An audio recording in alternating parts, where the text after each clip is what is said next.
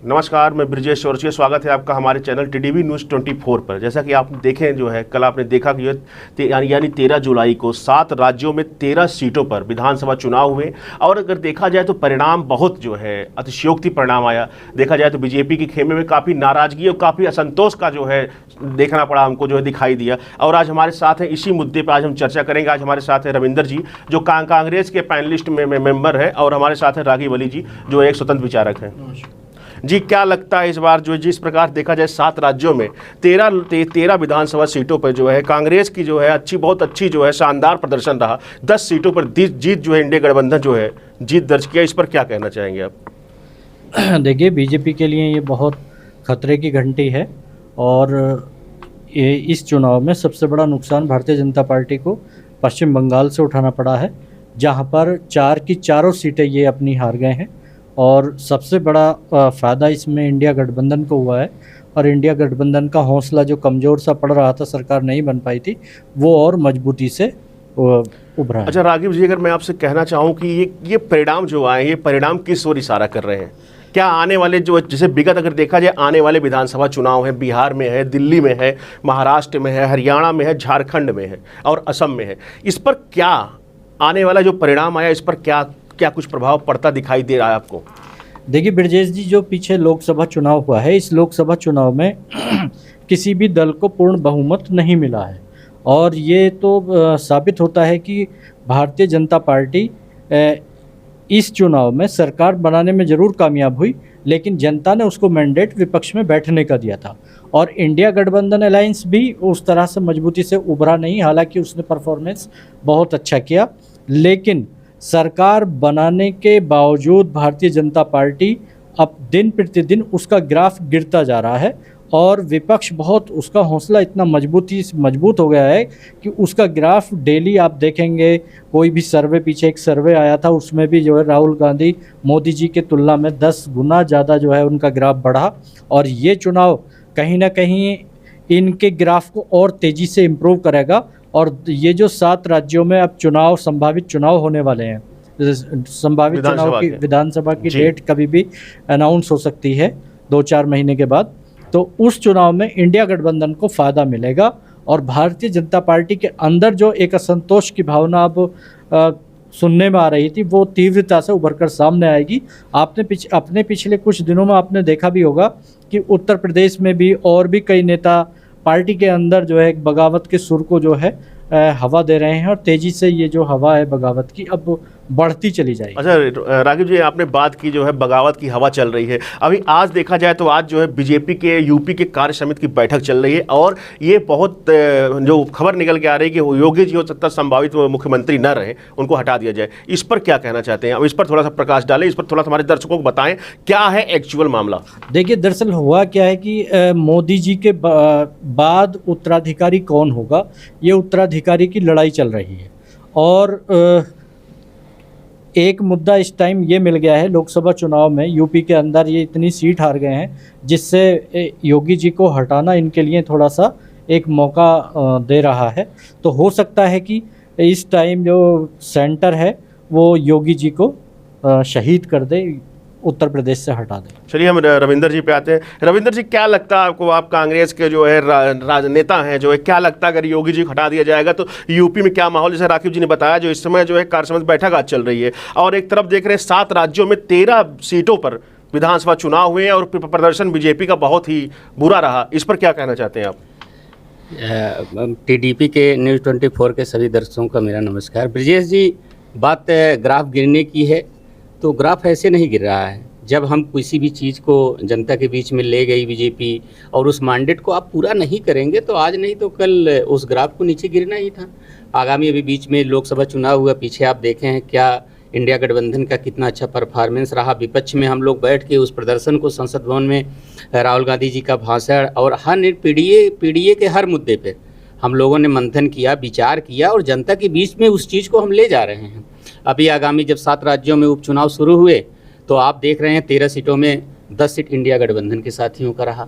यहाँ तक कि टीएमसी की 4 सीटें थी पश्चिम बंगाल की, और टीएमसी पश्चिम बंगाल इंडिया गठबंधन में, जबकि वो 4 के चारों सीटें बीजेपी के खाते में थे।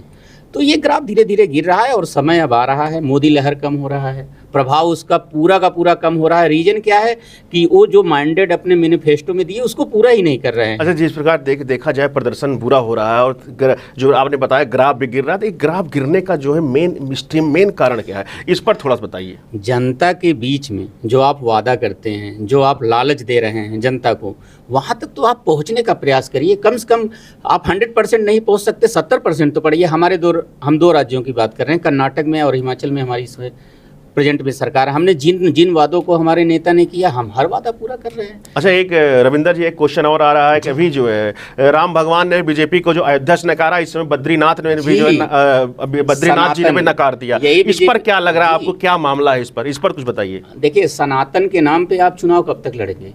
हर आदमी जानता है भाई, एक सबका है, हमारा भी है, आपसी है, आपका भी है, सभी लोगों का है। सनातन के प्रति सबका प्रेम है, सभी आदर करते हैं। इसका ये नहीं मतलब है कि भगवान के नाम पे हम चुनाव जीतते रहेंगे।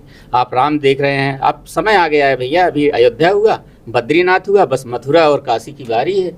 वो भी अब की हम 2027 तक होने दीजिए विधानसभा का चुनाव, वो भी खत्म हो जाएगा। इसी क्वेश्चन को मैं राकीब सर से भी लेना चाहूँगा। राकीब सर, आप भी थोड़ा इस पर कुछ बताइए। अयोध्या से राम ने भी बीजेपी को नकार दिया और बद्रीनाथ से जो है वहाँ से बद्री विशाल भी नकार दिए। देखा जाए दोनों एक ही रूप है, वहाँ भी विष्णु अवतार है, यहाँ विष्णु अवतार है। इस पर क्या कहना चाहेंगे? क्या वाकई जो इस समय हिंदू धर्म की जो बीजेपी राजनीति करती थी, क्या उसके लिए ये नासूर बन रहा है? देखिए, इसमें कोई दो राय नहीं है कि राहुल गांधी जी ने जो पार्लियामेंट के अंदर इस बात को कहा था कि भारतीय जनता पार्टी हिंदुत्व की ठेकेदार नहीं है, और वो वहाँ पर उस मुद्दे को भारतीय जनता पार्टी ने एक नेगेटिव, उनकी नकारात्मक छवि बनाने के लिए पूरे देश में उसको प्रचार प्रसार किया।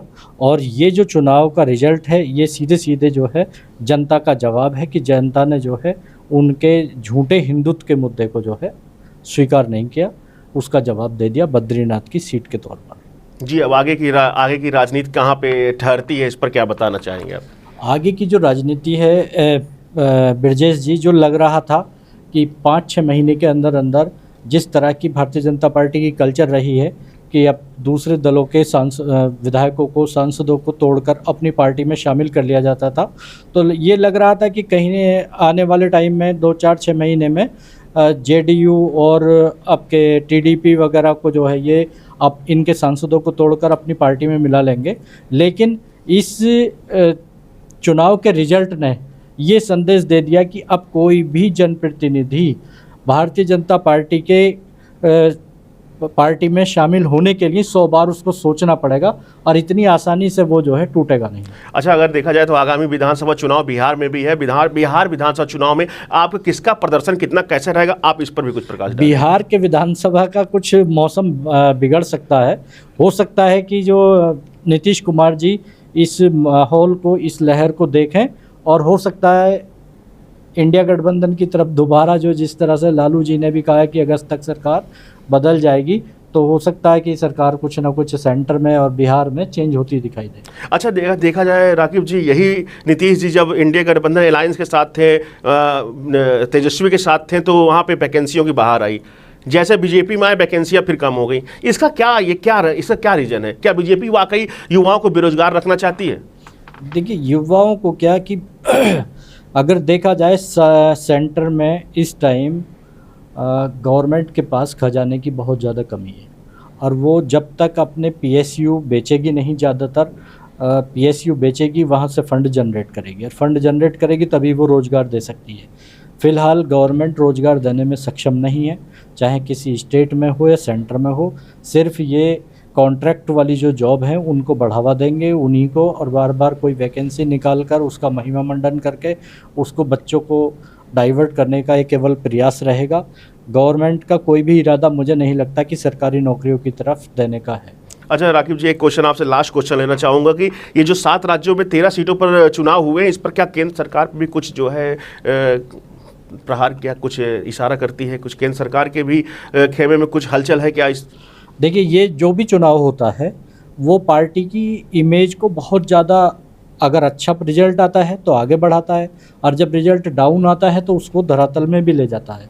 तो ये चुनाव बीजेपी के एक तरह से, अभी जो चुनाव पीछे लोकसभा का रिजल्ट आया उसमें एक बहुत बड़ा धक्का था, और इसने जो है एक और ही उनको बहुत बड़ा झटका दे दिया है। और इसमें अब भारतीय जनता पार्टी को सोचना पड़ेगा कि हम कहाँ गलती कर रहे हैं। हमें एक्चुअल मुद्दे जो भी जनता के हैं, बेरोजगारी का हो, महंगाई का हो, आज की तारीख में पेपर लीक का हो और किसानों के मुद्दे हों, उन मुद्दों को सोचना पड़ेगा कि उनको जो है कि किस तरह से रोजगार दिया जाए, महंगाई को कंट्रोल किया जाए। अगर ये नहीं करते हैं तो इनका ग्राफ गिरेगा ही, बढ़ेगा नहीं। चलिए हम आते हैं रविंदर जी। रविंदर जी, आपसे मैं एक क्वेश्चन लेना चाहता हूं दिल्ली के बारे में। आप दिल्ली में एक्टिव रहते हैं, आप कांग्रेस के यहाँ नेता हैं, पैनलिस्ट हैं, मीडिया पैनलिस्ट में। आप बताइए, इस बार आम आदमी पार्टी और कांग्रेस इस बार अलग अलग लड़ने जा रही चुनाव। यहाँ कुछ ही दिनों बाद यहाँ विधानसभा चुनाव का ऐलान होने, क्या रहेगा मामला इस बार किसके पक्ष में ज़्यादा दिखाई दे रहा है विधानसभा दिल्ली? ब्रिजेश जी, देखिए दिल्ली का जहाँ तक चुनाव है, अभी तो आम आदमी पार्टी की सरकार है यहाँ और हमारे इंडिया गठबंधन के साथी हैं। और आगे हमारे बड़े नेता जो हैं, आपसी दोनों नेता आपस में बातचीत करेंगे। अगर हो सकता है वैसे अलाउंस तो कर दिए हैं आम आदमी पार्टी के बड़े नेताओं ने कि हम चुनाव अकेले ही लड़ेंगे अपने दम पर। तो कांग्रेस के जो जनाधार है उसको हम लोग बढ़ाने का प्रयास कर रहे हैं दिल्ली में, और हम लोग बेखूबी से चुनाव लड़ेंगे। आप देखेंगे अच्छा प्रदर्शन भी रहेगा हमारा। और जहाँ तक इंडिया सहयोगी गठबंधनों के साथ हैं, हम सदैव उनके साथ काम किए हैं, काम करते भी रहेंगे आगामी। क्योंकि ये बीजेपी की जो नीतियाँ रही, चाहे हिंदुत्व की नीति रही हो, चाहे आपसी भाईचारे को लड़ाने की नीति रही हो, उन नीतियों का आधार धीरे धीरे अब ग्राफ करता जा। मोदी जी का एक जो हुआ था 2014 से, वो जो चलता आया है, वो धीरे धीरे स्थिति यहाँ तक आ गई, उनके नाम की अब चर्चा नहीं हो रही है। आप यूपी के विधानसभाओं में अभी बहुत सारे ऐसे विधायक हैं जो प्रेजेंट में उनके 2-2 बार के विधायक हैं। आज उनकी बातों पर ये चीज़ें स्पष्ट दिखाई दे रहा है कि ये 2027 में हमारा चुनाव जा रहा है। अच्छा, मोदी जब 2014 में आए थे, उन्होंने एक नारे, उन्होंने एक सॉन्ग के थ्रू, एक जो है शेर के थ्रू बताया था, मैं देश नहीं बिकने दूंगा, मैं देश नहीं झुकने दूंगा। आपको क्या लगता है? अब देश नहीं बेच रहे हैं, आप देखिए सारे PSU बेच दे रहे हैं, रेलवे बेच दे रहे हैं, एयरपोर्ट बेच दे रहे हैं। तो अब आप बताइए, हमारे जितनी विरासत थे, चाहे सांस्कृतिक विरासत रहे हो, चाहे ऐतिहासिक विरासत रहे हो, सारी विरासतों को तो बेच कर लीज पे कर दे रहे हैं। जाप भाई, सबसे बड़ा आधार क्या होता था? किसी के घर में आप 5 किलो राशन से अच्छा एक जाप दे दीजिए, वो जीवन भर अपने परिवार को पाल लेगा। आज ये स्थिति है कि आउटसोर्सिंग पे भी लोग पैसे दे दे के बेचारे जाप पा रहे हैं। उनकी अथॉरिटी ये नहीं है कि 2 साल करेंगे, 3 साल करेंगे, 4 साल करेंगे। गवर्नमेंट जॉब की स्थिति है। आप अभी एक घटना आपने 2-3 दिन पहले गुजरात का देखिए, सिर्फ संविदा आधारित जॉब के लिए इतनी भीड़ वहां पे लगी थी कि रेलिंगें टूट गई थी।